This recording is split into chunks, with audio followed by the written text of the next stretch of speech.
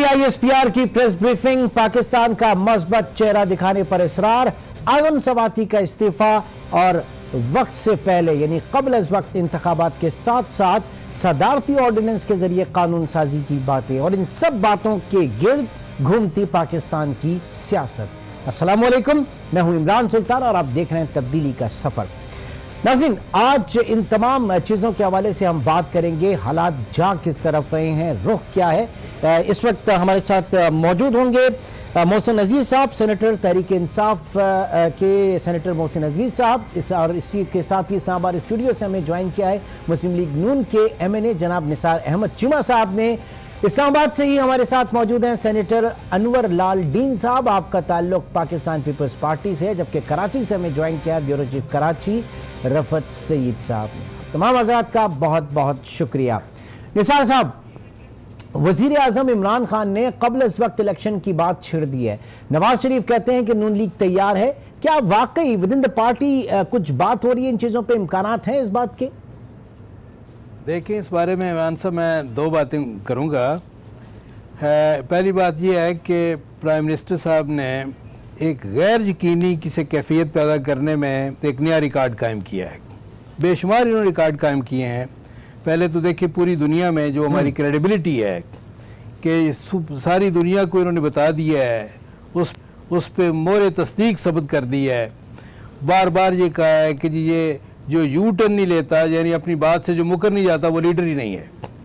अंदाज़ा करें कि लीडर की जो क्वालिफिकेशन जिन्होंने बताई हैं, बाहर की दुनिया को भी और अपनी नौजवान नस्ल को क्या पैगाम दे रहे हैं। दूसरी, इससे क्या क्रेडिबिलिटी हमारे मुल्क की साख की क्या रह गई है, क्या क्रेडिबिलिटी क्या साख है। दूसरी बात जो है बड़ी अहम, वो ये है कि बाहर की दुनिया में जाके जितना इन्होंने अपने वतन को बदनाम किया है कि वहाँ तो जी करप्शन है, हर महकमे में करप्शन है, हर शोबे में करप्शन है। आज तक किसी हमारे हुक्मरान ने बाहर जाकर अपने वतन को इतना बदनाम नहीं किया जितना मौजूदा वज़ीर आज़म साहब ने किया। और तीसरी बात जो है, जो आपने अभी की, देखें ये सारी चीज़ें हैं जो गैर यकीनी किसी कैफियत फ़ज़ा पैदा करने में जिनका एक मेजर रोल है, बुनियादी किरदार है। अब आखिरी जो बात इन्होंने की कि जी एक कबल अज़ वक्त इलेक्शन भी हो सकते हैं, एक बिल्कुल मज़ीद अनसर्टनिटी पैदा करने की एक कोशिश। और इससे क्या इन्वेस्टमेंट क्या आएगी बाहर से, जब आप बाहर को ये पैगाम दे रहे हैं बाहर की दुनिया को कि यहाँ पे करप्शन है, यहाँ ये है कि अपने फैसले बदल लेते हैं, कि हमारे लिए कोई मसला ही नहीं है यू टर्न लेना। और तीसरी बात यह है कि कबल अज़ वक्त इलेक्शन भी हो सकते हैं, बाहर से क्या इन्वेस्टमेंट आएगी। यही वजह है कि पिछले 3-4 महीनों में जो इन्वेस्टमेंट है वो 40% से ज़्यादा जो है उस पर कमी हुई है। और ये इनके इस तरह के बयानात की वजह से। और दूसरी जो बात है कि ये तो पहली बात है। दूसरा मैं जो कहना चाह रहा था वो ये कि शायद इनको एहसास भी हो गया है कि कौम मुझसे अब तंग आ गई है। 3-4 महीनों में भी इतनी जल्दी कोई हुकूमत आज तक डिस्क्रेडिट नहीं हुई, इतनी बदनाम नहीं हुई जितनी ये हुकूमत हुई है। और अब तो ये है कि लोग बिलबला उठे हैं। सच्ची बात ये है कि आते ही इन्होंने ये 100 दिन में जो इन्होंने अपना ये शो किया परफॉर्मेंस, मुझे बताएं कि कोई इनका कोई वकील बताए, कोई इनका कोई साथी बताए, कोई MNA MP बताए कि इन्होंने कोई एक स्टेप लिया हो, कोई एक काम किया हो जिससे गरीब आदमी को रिलीफ मिला हो, कोई ज़रा भी रिलीफ मिला हो। लोग जो है बिलखसूस गरीब आदमी तो बिलबला उठे हैं। और शायद ये है कि उनको एहसास हो रहा है कि अब कौम मुझसे तंग आ रही है। अल्लाह करे ऐसा ही हो। मुमकिन है कि खातून अव्वल जो हैं पीरनी साहबा ने उनके कान में ये फूंक मारी हो कि भाई कौम तो अब ये है कि मज़ीद बर्दाश्त करने के लिए तैयार नहीं है। और यही वजह है कि मियाँ नवाज शरीफ साहब ने, मुस्लिम लीग नून के जो कायद हैं, उन्होंने कहा जी हम तो तैयार हैं और आज भी फेयर इलेक्शन हो तो अल्लाह के फजल करम से मुस्लिम लीग नून जो है वो बिल्कुल एक इस तरह की एक स्वीप करेगी पूरे मुल्क में कि उसका रिकॉर्ड नहीं आपको मिलेगा माजी में। ठीक, रफत साहब, DGISPR आसिफ गफूर कहते हैं कि मीडिया माह तक सब अच्छा दिखाएगा तो मुल्क तरक्की करेगा। क्या मीडिया के सब अच्छा दिखाने से मुल्क तरक्की कर लेगा? क्योंकि वजीर आजम समेत उनके तमाम वज़रा का तो रोना ही यही है कि मुल्क में करप्शन उरूज पर है और तमाम इदारे तबाह हो चुके हैं। तो मीडिया तो वही दिखाएगा ना जो मुल्क में इस वक्त हो रहा है। क्या ये बात मीडिया के लिए थी या कहीं कुछ किसी और को पैगाम दिया जा रहा है? रफत साहब, देखिए, जनरल आसिफ गफूर साहब की जो ये गुफ्तगू है, यकीनन बैनुस्सुतूर तो किसी न किसी के लिए पैगाम ज़रूर इसमें मौजूद है, लेकिन आपने ये बात बिल्कुल दुरुस्त कही कि जब चीज़ें सामने आएंगी तो मीडिया बात भी करेगा, मीडिया से डिस्कस भी करेगा, और यकीनन अभी ऐसी कोई खुशकुन बातें सामने नहीं आई हैं, तजादात से भरपूर चीज़ें सामने आ रही हैं। और जिस तरह वज़ीर आज़म के बयानात सामने आए हैं, उसे लेकर मीडिया में जो गुफ्तगू हुई है, जो टॉक शोज़ में गुफ्तगू हुई है, मेरे ख्याल में वो नज़रअंदाज करने वाली बातें नहीं हैं। संजीदा बात अब तक कोई सामने उनकी तरफ से नहीं आई। अब आप आज़म सवाती साहब को अगर डिस्कस कर लें तो मेरे ख्याल में ये सारे काम अब हमें सुप्रीम कोर्ट का मरहून मिन्नत होना चाहिए। हर मामले में सुप्रीम कोर्ट के अहकामात जो हैं वो सामने आ रहे हैं। अगर यही काम इब्तिदा में चाहे जुल्फी बुखारी हों, चाहे आज़म सवाती हों, अगर ये काम वज़ीर आज़म अस खुद कर लेते तो मेरे ख़्याल में उनके पॉइंट्स में इजाफा होता और शायद इस तरह की बातें नहीं होती जिस तरह की DG ISPR ने की हैं।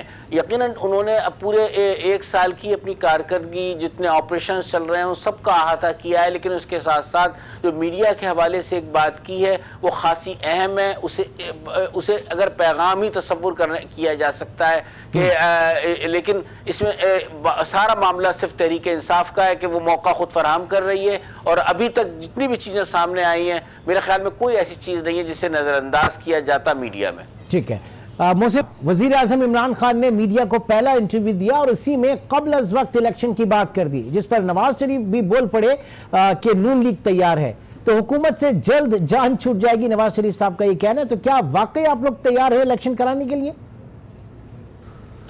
देखिए, ये जो इनका बयान था उसको मेरा ख्याल है सियाक व सबाक से बाहर रखा गया है। वो उनका ये मतलब नहीं था, उन्होंने कि ये था उनका जो मतलब था कहने का, वो ये था कि अगर किसी वक्त भी हमें ज़रूरत पड़ी तो हम इसके लिए जा सकते हैं, जिसका मतलब ये नहीं था कि फौरी कोई किसी किस्म का हमें ज़रूरत पड़ गई है।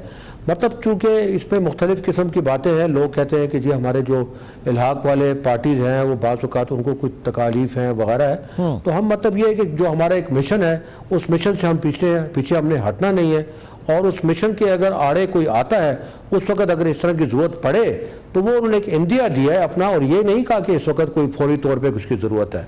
अच्छा, अनवर लालडीन साहब, वज़ीर ऑर्डिनेंस के जरिए कानून साजी करने का इशारा दिया, और आज आप लोगों ने कहा कि अगर ऐसा किया गया तो असेंबली में करारदाद लाएंगे। तो असेंबली से आप लोग बैकआउट खत्म नहीं करते, हुकूमत अपनी उम्र चलाएगी कैसे? आज तो चीफ जस्टिस ने भी कह दिया कि आप लोग बैकआउट खत्म करें और कानून साजी में हिस्सेदार बने। क्या कहेंगे जनाब? जब इनके लोगों के रवैये ऐसे होंगे और इनके एटीट्यूड ऐसे होंगे कि जब इनको खुद जो है आवाम की और हमारी ज़रूरत नहीं है, तो इनके रवैयों की वजह से कि हम तो चाहते हैं कि कानून साजी होनी चाहिए, हम तो चाहते हैं कि जिस भी जगह पे कोई बैठा हुआ है आवाम की खिदमत के लिए उस खिदमत को करे, लेकिन ये लोग जो है नहीं चाहते, तो इसलिए हम मजबूर होते हैं के बाइकाट के लिए। तो ये प्राइम मिनिस्टर ने अर्ली इलेक्शन नारा दिया है, नवाज शरीफ ने इस पर लब्बैक कह दिया, पीपल्स पार्टी का क्या मौक़िफ़ है इस पे डीन साहब? देखें जी कि जब भी इलेक्शन होगा, और हम पाकिस्तान पीपल्स पार्टी कभी भी जो है मैदान छोड़ के भागी नहीं है, वो चोर दरवाजे से कभी आती नहीं है, वो आवाम पर इत्मीद करती है, वोटर पर इत्मीद करती है, इसलिए कि हम भागेंगे नहीं, वो आज हो या कल हो, जब भी ज़रूरत होगी इलेक्शन की और आवाम की ज़रूरत होगी, आवाम हमारी है, गरीब हमारे हैं, किसान और तलबा हमारे हैं, और हम ही उनकी अच्छी वकालत कर सकते हैं और उनके हकूक़ पे किसी को डाका डालने की इजाज़त नहीं देंगे। ठीक, चीमा साहब, नून लीग से आपका यकीनी ताल्लुक है, प्राइम मिनिस्टर ने ऑर्डिनेंस के जरिए कानून साजी का इशारा दिया, ओपोजिशन कहती है ऐसा हुआ तो असेंबली में करारदाद लाएंगे। ये जमहूरी कल्चर में किस जानिब बढ़ रहे हैं हम?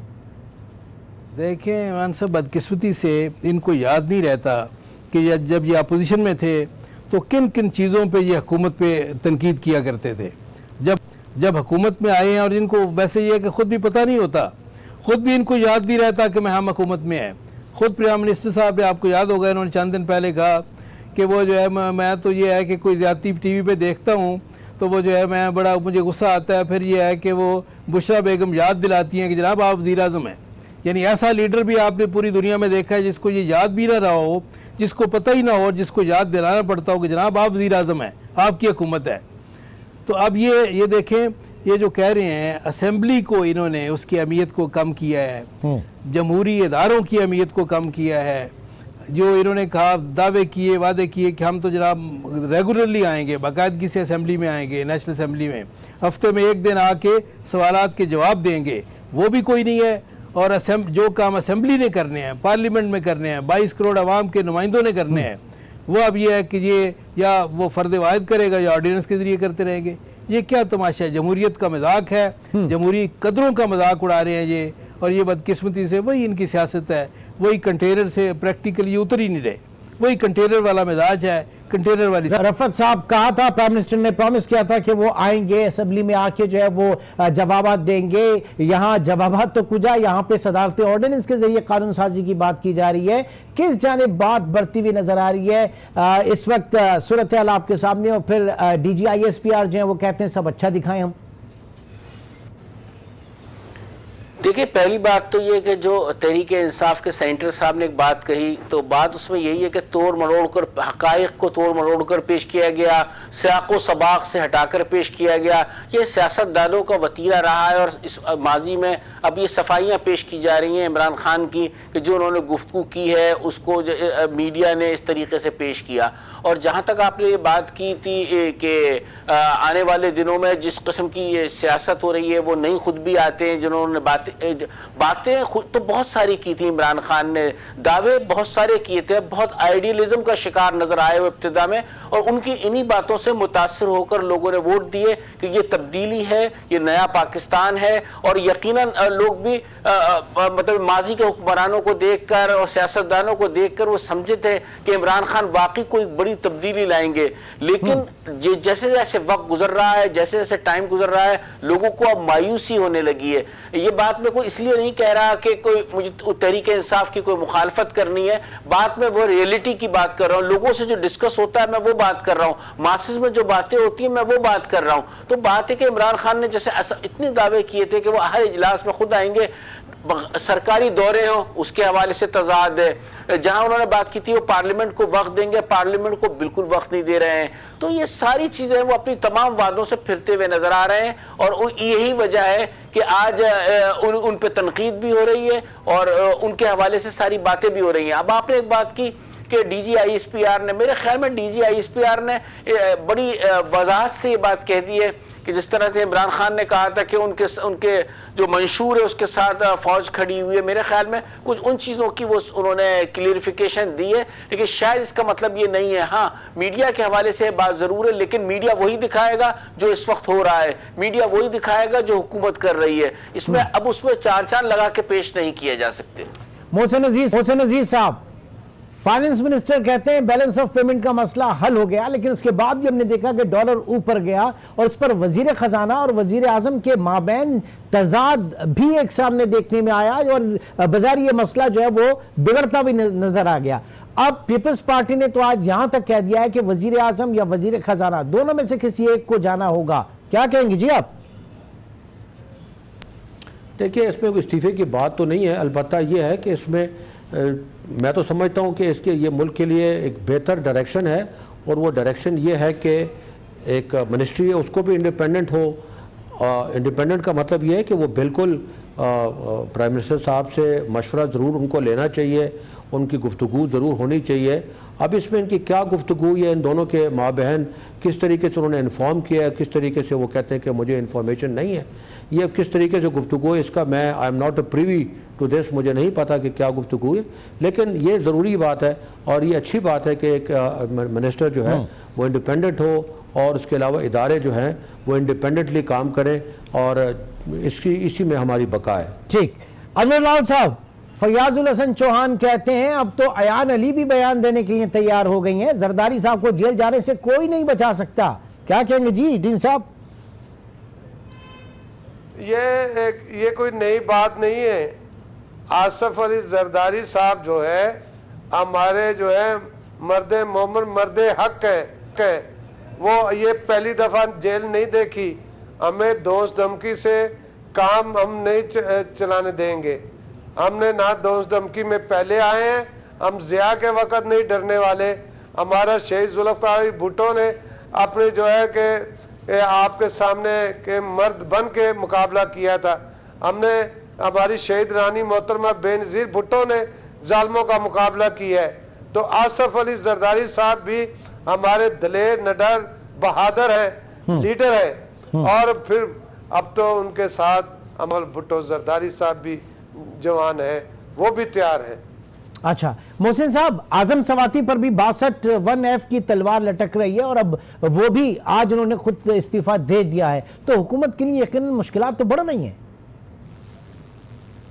देखिए मुश्किलात की तो इसमें बात फिर मैं ये जिक्र करूँगा। मुश्किलात तो इसमें ऐसे हैं कि ठीक है, एक शख्स ने एक अपनी जो है अपने तौर पे एक हरकत की, वो सही थी गलत थी, हम उसकी तफसील में नहीं जाना चाहते क्योंकि ये कोर्ट में केस है। हम नहीं चाहते, हम उन लोगों की तरह नहीं है कि जो कि कोर्ट में केसेस हों और उसमें जो है हम उस पर आगे तबसरे करें, क्योंकि कोर्ट भी अपने डिसीजन ले, अपने इख्तियार उनके पास है। लेकिन बात यह कि जी उन्होंने देखिए आज आके अगर इस्तीफ़ा दे दिया है तो मैं समझता हूँ उनकी भी उन्होंने अपनी ग्रेशियसनेस शो की है, क्योंकि उन्होंने अपनी डिफेंस में तो काफ़ी कुछ कहा, लेकिन मैं समझता हूँ कि शायद कोर्ट में उनकी सुनाई जो है उस तरीके से नहीं हुई जिस तरह से वो चाहते थे, तो उन्होंने एक इस्तीफ़ा दिया। तो इसमें तो ठीक है, उनकी रिप्लेसमेंट आ जाएगी, कोई ना कोई उसको रिप्लेस कर देगा।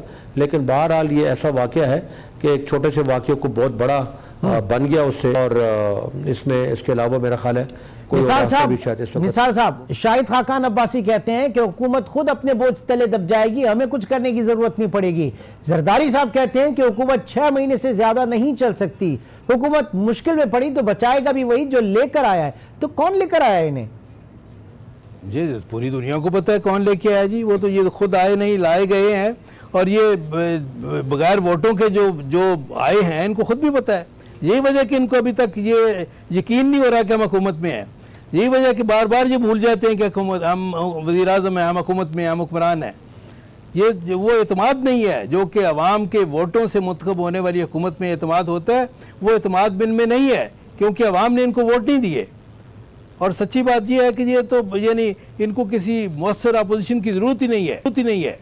ये इनके दाएँ बाएँ जो लोग हैं, जिस तरह के लोग हैं, यानी बदनाम तरीन लोग, करप्ट तरीन लोग, और फिर यह है कि जिस बदजुबान लोग, उनकी मौजूदगी में इनको किसी अपोजिशन की ज़रूरत नहीं है। और बिलखसूस अब जो उनके करतूत हैं, जो इनके जो अफ़ाल हैं, जो कारनामे हैं बदकिस्मती से, जिससे यह है कि गरीब लोग जो हैं वो बिल्कुल वो जो तंग आए हुए हैं, बिलबला उठे हैं और यानी महंगाई के बोझ तले दब गए हैं।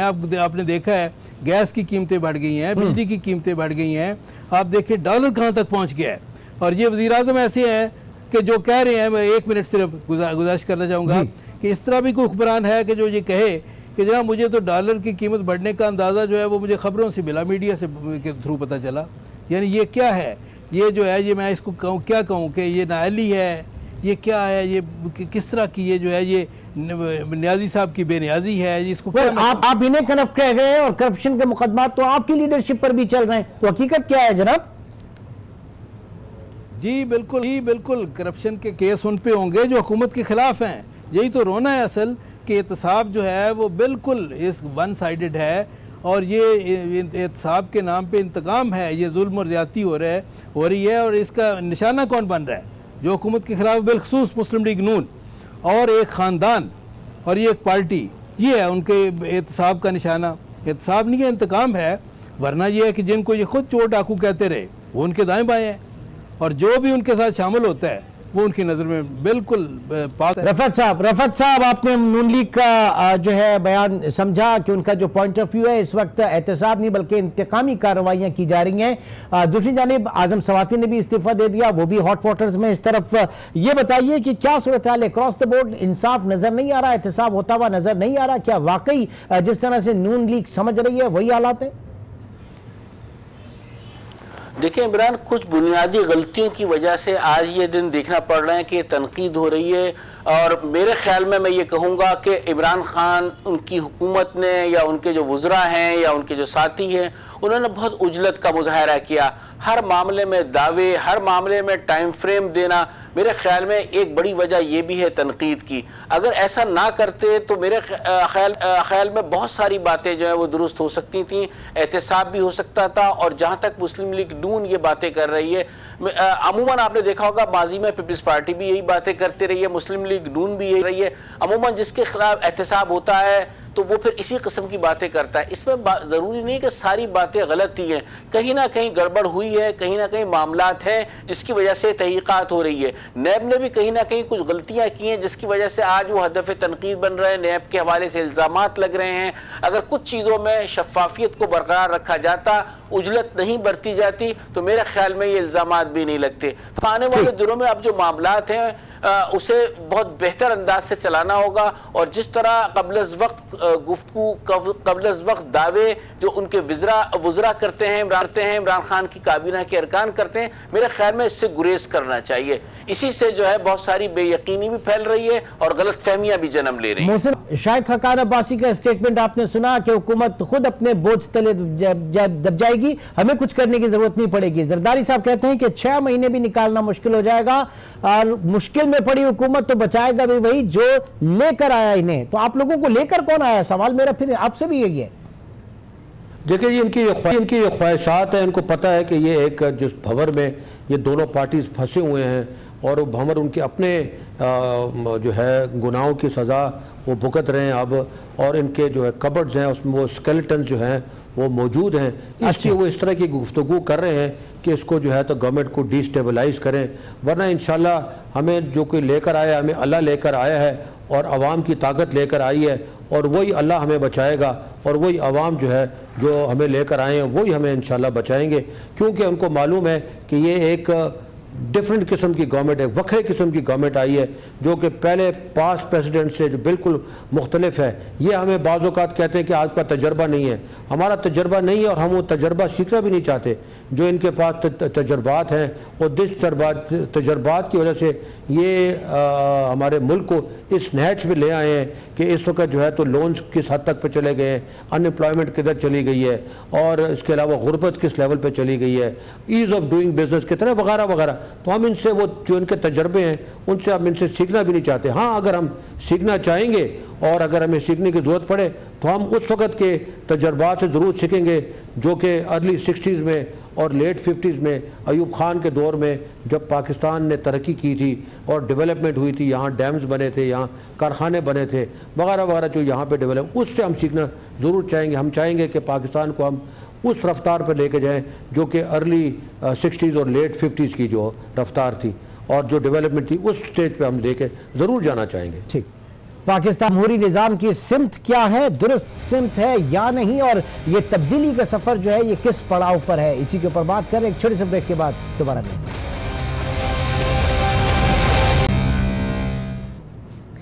Welcome back. बात इस वक्त जारी है। रफत सईद हमारे साथ मौजूद है। रफत, पीपल्स पार्टी का अपना मौक़िफ़ है, नून लीग की अपनी बात है और तहरीक इंसाफ जो है वो अपनी इस वक्त बात कर रही है। समझ में नहीं आ रहा ये सियासी पार्टियां जो हैं जमहूरी निज़ाम को कहां लेकर आगे चलना चाहती हैं। खुद असेंबली के अंदर का माहौल जो है वो भी आपके सामने, और आज तो ऑर्डिनेंस के जरिए जो है वो कानून साजी की बात हो रही है। कहां जा रहा है पाकिस्तान का जमहूरी कल्चर, पार्लिमानी निज़ाम जमहूरियत? रफत साहब,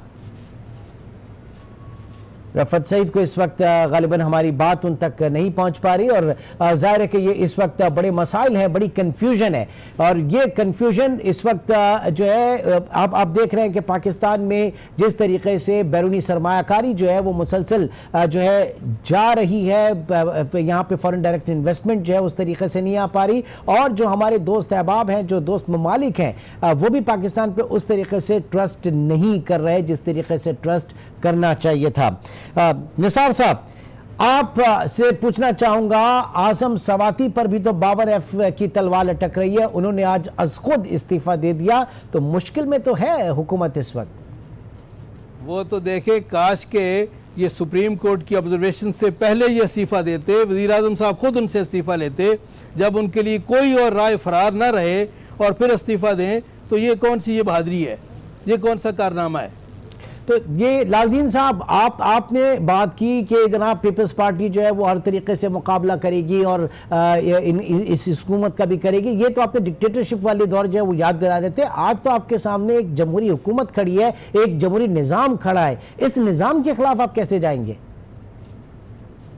जमहूरी हुकूमत भी अगर धमकी देती है तो हम धमकी में आने वाले नहीं है मेरे भाई।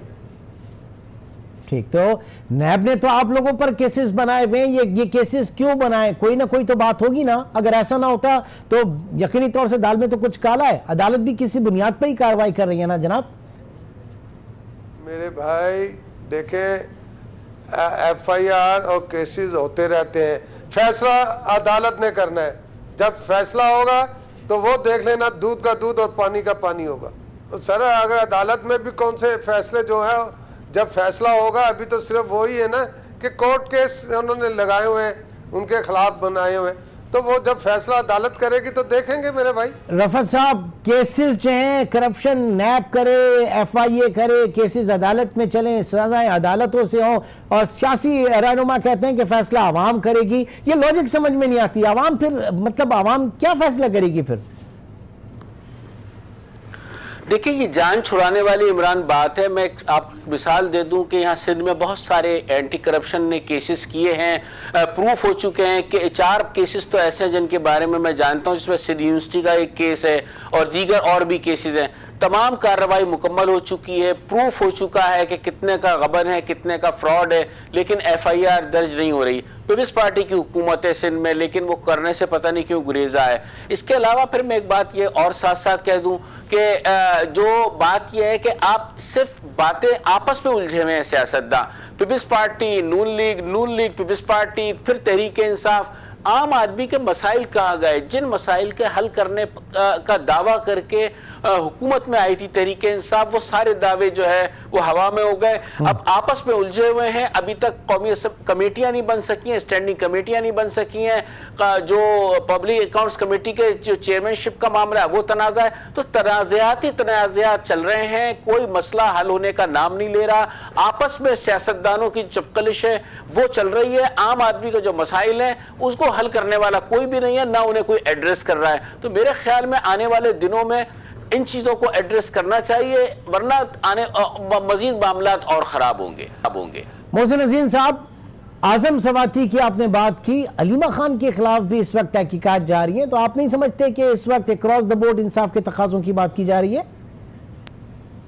देखिए, पहले तो बात यह है कि आप इसको समझें कि इस वक्त, इस दौर में, पिछले 3 महीने में आपने भी देखा होगा कि हम जो है इस वक्त जो है एक माफामत की पॉलिसी पे चल रहे हैं।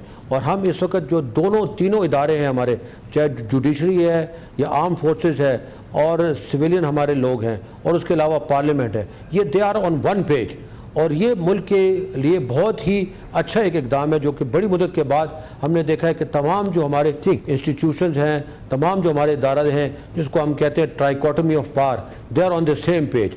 अब बात यह कि जी हमने जो है PTM या इनके साथ अपनी वो दस्तराजी से अगर वो बाज रहे और एक पार्टी की हैसियत से काम करते हैं और इस मुल्क की इस सालमियत को वो धचका नहीं पहुंचाते और यहाँ पे इसको चैलेंज नहीं करते, तो कोई पार्टी की तरह वो रहे, हमें कोई इस पर एतराज़ नहीं है। लेकिन अगर उससे वो आगे बढ़ेंगे तो हमें ज़रूर रोकना पड़ेगा, जैसे कि आपने देखा है कि हमने बाज़ लोगों को तो चीमा साहब आजम सवाती के केस आपके सामने है, अलीमा खान के खिलाफ भी इंक्वायरी जारी है, तो अक्रॉस द बोर्ड इंसाफ की बात तो की जा रही है, नजर तो आ रहा है कुछ ना कुछ, क्या कहेंगे जी? नहीं, देखें ये मैं गुजारिश कर रहा हूँ कि ये जो वन साइडेड, इसलिए मैं कह रहा हूँ कि ये इनको तो सुप्रीम कोर्ट ने नोटिस लिया, उसका आपको पता है। जिस तरह IG की ट्रांसफ़र हुई, जिस तरह ये दावे करते रहे कि हम पुलिस को डीपोलिटिसाइज करेंगे। अब एक मिसाल तो नहीं है, DPO पाकपतन की मिसाल है, ये यहाँ पे आप ये देखें IG इस्लामाबाद की मिसाल है, और भी ब्यूरोक्रेट्स के साथ जो ये कर रहे हैं, सिविल सर्वेंट्स के साथ जो ये कर रहे हैं, और ये डिप्टी कमिश्नर गुजरांवाला की मिसाल है, बेशुमार मिसालें हैं। मतलब यह है कि एक ऐसा वाक़या नहीं है, एक मौका नहीं है कि प्राइम मिनिस्टर साहब एक बासूल दयानतदार किसी सिविल सर्वेंट के साथ खड़े हों किसी असूल के बिना पे उन्होंने किसी सिविल सर्वेंट का साथ दिया हो, वो तो जो उनके साथी कहते हैं उसके मुताबिक वो कर रहे हैं। और आज़म सवाती के मामले में तो देखें, आपको पता है कि सुप्रीम कोर्ट ने उसका नोटिस लिया, JIT की रिपोर्ट थी, जिसकी वजह से यह है कि हुकूमत को बादिल नखास्ता उनसे इस्तीफ़ा लेना पड़ा। काश कि उससे पहले, JIT की रिपोर्ट से पहले और सुप्रीम कोर्ट के नोटिस लेने से पहले ये इस्तीफा। जी रफत साहब, कहीं बेहतर ये ना होता कि आजम सवाई जब ये मामला शुरू हुआ था उसी वक्त इस्तीफा दे देते। आज अगर इस्तीफा आज भी उनको देना पड़ा, लेकिन इतनी ज्यादा सुनने को मिल रही है इस वक्त पार्टी को।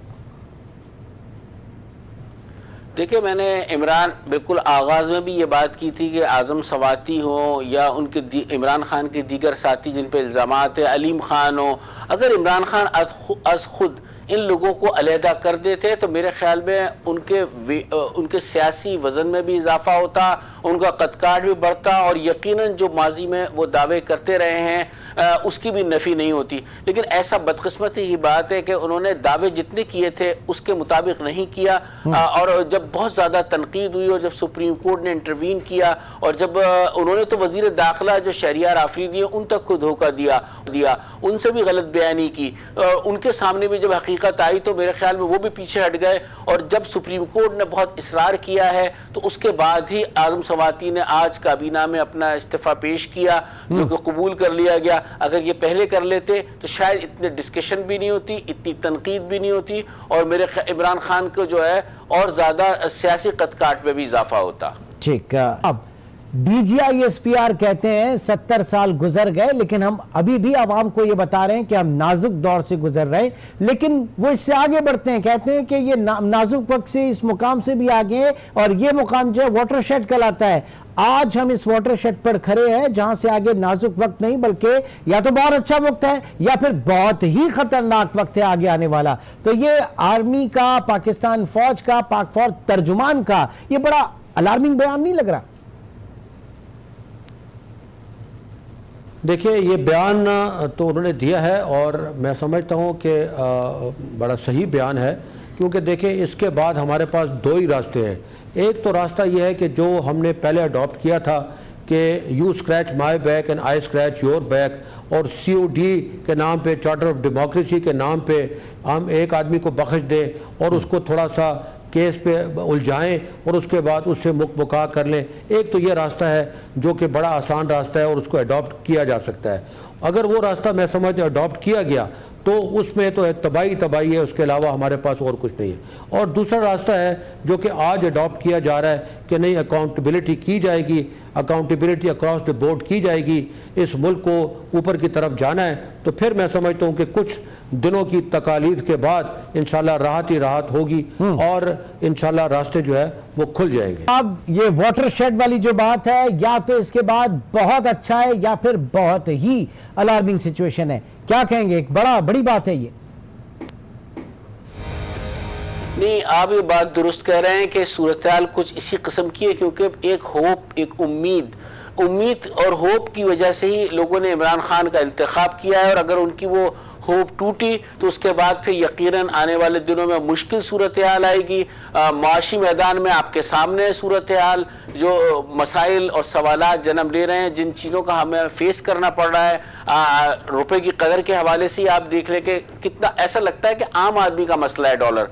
आप देखें कि अब आप कहीं पे भी चले जाए तो वो आदमी ये बात कर देगा डॉलर की कीमत बढ़ गई है, तो इसकी वजह से महंगाई, हर चीज़ की मिसाल अब लोग देने लगे। और पाकिस्तान में अगर देखें तो कीमतों का तयन अब डॉलर से ही कंपेरिजन करके किया जाता है। मुवाजना करें तो वो इक्वल टू जितने डॉलर उसी तरह से बनती हैं। तो ये चीज़ें आने वाले दिनों में अगर इनको एड्रेस नहीं किया गया, इससे मसाइल को एड्रेस नहीं किया गया तो बहुत मुश्किलात भी पेश आएंगी, मुश्किल सूरत-ए-हाल का सामना भी होगा। और फिर आम आदमी जिसके नाम पर ये सारा कुछ हो रहा है, फिर उसके लिए इसके सिवा कोई रास्ता नहीं होगा कि वो किसी और राह पर चल पड़े। निसार अहमद चीमा साहब, इलेक्शन से पहले जनूबी पंजाब का नारा लगा और एक ग्रुप आपसे अलहदा हो गया। आज कितना मुमकिन होगा हुकूमत के लिए वादा पूरा करना? देखें, एक तो जो आपने फरमाया कि जी हमदर्दियाँ बदल गई और वो जो है उन्होंने लॉयल्टीज़ चेंज की, ऐसा नहीं है। लॉयल्टीज़ चेंज करवाई गई। हमारे जो टिकट होल्डर थे, हमारे टिकट वापस करवाए गए मुस्लिम लीग नून के और उनको एक ख़ास निशान दिलवाया गया। और आपको पता है, सबको पता है कि ऐसा नहीं है कि उन्होंने लॉयल्टीज़ चेंज की, लॉयल्टीज़ चेंज करवाई गई। और बाद में भी जो इंडिपेंडेंट वो इलेक्ट हुए उनको भी जिस तरह शामिल करवाया गया, और उन्होंने शामिल किया जो पहले वो कहते रहे, दावे करते रहे, तकरीरों में कहते रहे, स्टेज से कहते रहे कि इंडिपेंडेंट जो है उनके लिए पीटीआई में कोई जगह नहीं होगी, उनको फिर शामिल किया और उनको अपने दाएं बाएं बिठाया, उनको वजारतें दी, काबीना में शामिल किया। अब ये जहाँ तक जनूबी पंजाब की बात है, देखें हमारा इसमें बिल्कुल क्लियर है, मुस्लिम लीग नून ये चाहती है कि सूबे जो हैं वो छोटे हों और जो एडमिनिस्ट्रेटिवली वो जो है वो एक यानी उसकी अगर कोई ऐसा बनता है कोई यूनिट, तो हमें कोई उस पर एतराज़ नहीं है, हम तो चाहते हैं, लेकिन उसमें यह है कि सारी पार्टियों का कंसेंसस होना चाहिए। और ये अब ये है कि ये तय करें, इन्होंने तो वादा किया हुआ है जनूबी पंजाब के अवाम से कि हम ये जनूबी पंजाब का सूबा अलग बनाएंगे। अब वो फैसला करें कि जनूबी पंजाब की हदूद जो हैं वो किस तरह की होंगी, बावलपुर सूबा अलग होगा, बावलपुर उसमें शामिल होगा, जनूबी पंजाब कौन सा सूबा होगा, ये तय करें और लेके आए असेंबली में जी। तो अनवर लाल साहब, हुकूमती वादों पर आप ये, क्या हुकूमत अपने वादे पूरे कर पाएगी? अनवर साहब, वादे जो है ना जितने हैं आपके ये इन्हीं दिनों में देख लें कि कितने जितने वादे किए हैं कितने पूरे हो चुके हैं, और आइंदा भी देख लें, हम भी यही हैं, पाकिस्तानी हैं, पाकिस्तानी होने के नाते हम भी पाक सरजमीन पे हैं, और आप भी हैं और आवाम भी है, गरीब भी है और मजदूर भी है, दूध का दूध पानी का पानी सब देखेंगे। ये इस वक्त रफत साहब ये सोच, अभी तो 100 दिन हुए हुकूमत आए हुए और ऑपोजिशन जो है वो बड़ा कैटेगोरिकली ये बात कह रही है कि हम भी यहीं पर हैं, आप भी यहीं पर हैं, देखते हैं कि कितने वादे पूरे होते हैं। ये बड़ा टफ टाइम है फिर हुकूमत के लिए।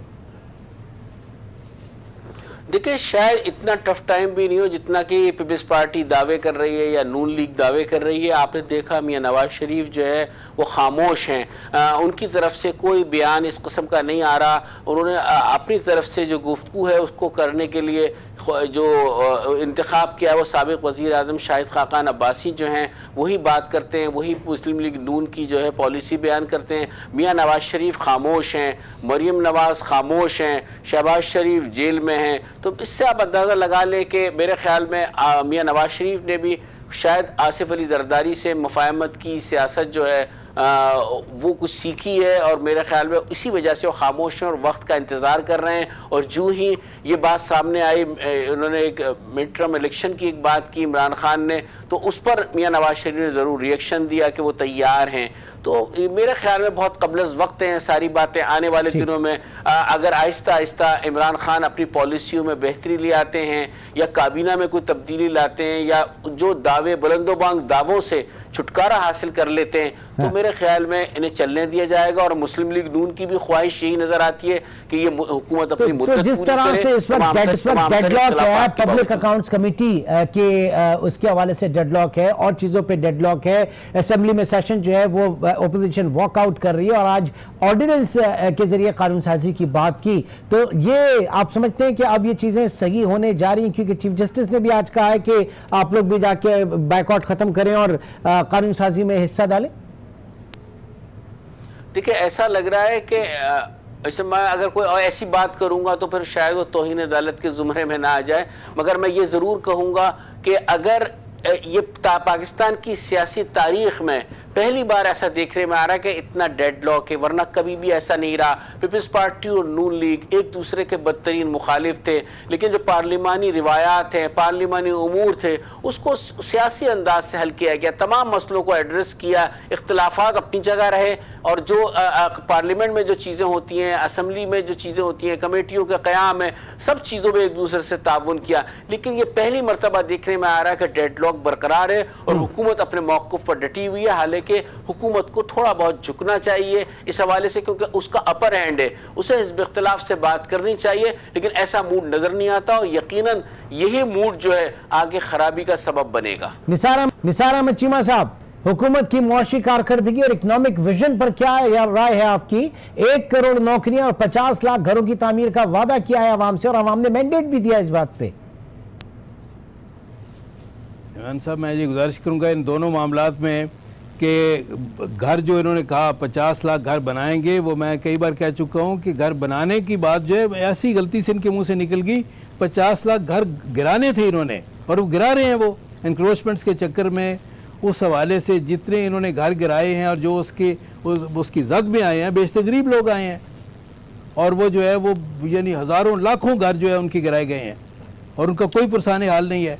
और जो जॉब्स हैं, जॉब्स क्रिएशन कहाँ हो रही है?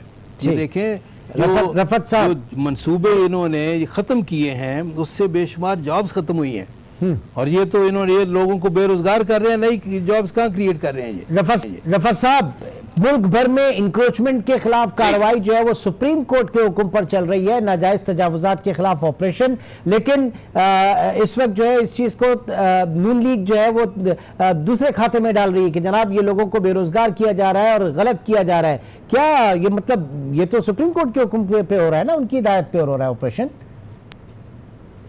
देखिए, ये बात दुरुस्त नहीं है। अगर बात है कि शहर का अगर चेहरा बेहतर किया जा रहा है तो मेरे ख्याल में इस पर एतराज़ नहीं होना चाहिए। हाँ, जिसके साथ ज़्यादती हुई है, जिनकी दुकानों को तोड़ा गया, जो बेरोज़गार लोग हुए, जो गैर कानूनी जगहों पर बैठे हुए थे, वो तो ठीक है, लेकिन अगर कानूनी जगहें थीं और उन्हें तोड़ा गया और ऐसे वाक़यात भी सामने आए हैं जिसका कि मेरे ख्याल में तदारुक किया जा रहा है। सिंध हुकूमत को भी इस बात का एहसास हो चुका है, खुद जो है सुप्रीम कोर्ट से भी लोगों ने अपील की है, और यकीन अगले हफ्ते chief justice of Pakistan Karachi फिर आएंगे और वो समाअत करेंगे, तो यकीन उनके सामने और बहुत सारे मामला आएंगे, तो इस सारे ऑपरेशन की एक नई सिमत, एक नया रुख भी नजर आएगा। लेकिन ये बात इसको सियासत की नजर नहीं करना चाहिए कि घर तोड़े जा रहे हैं। मेरे ख्याल में जिन जगहों पर इंक्रोचमेंट थी वो तोड़े गए हैं, उन्हें साफ किया गया, और कुछ जगहों पर ज्यादती हुई है जिसके हवाले से मेयर कराची का बयान सामने आ चुका है। खुद सिंध हुकूमत भी अदालत से रुजू कर चुकी है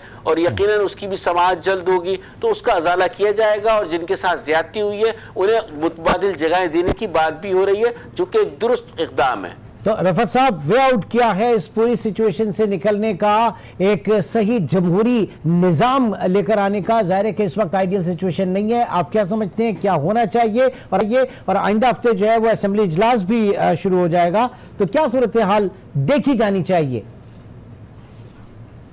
खान, अगर इमरान, आप ये देखें कि इमरान खान जो हिज़्ब इख्तिलाफ में जो रवैया, जो अंदाज उनके रहनुमाओं का होता था, वो हुकूमत में आने के बाद भी बरकरार है।